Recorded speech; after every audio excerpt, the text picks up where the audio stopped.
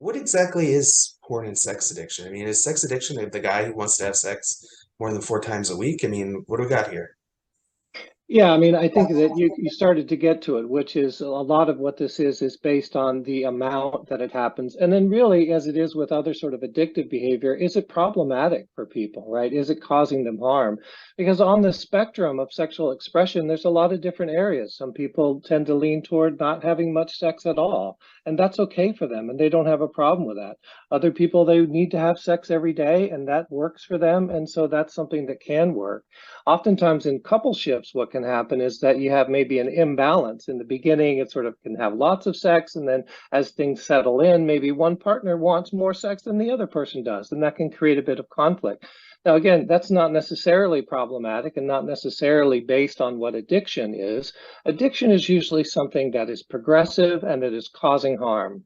And it's similar, I think, in looking at porn and sex addiction, I often think about food addiction, right? Because that's a really good parallel as far as processes go.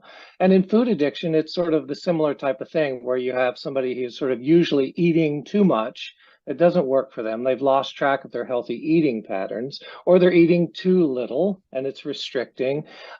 In all cases, though, what we find is that usually somebody is trying to avoid something. Some sort of issues are going on for them, and they've used some natural process, like having a good meal or participating in sex, as something that begins as something that can offer a comfort, however healthy it may be in the beginning, and then can become progressive as they continue to avoid what's going on for them and continue to lean against something that's a natural process of the body that can then cause real problems for themselves and for other people, in particular their partners, but also, can cause legal problems, problems in the workplace.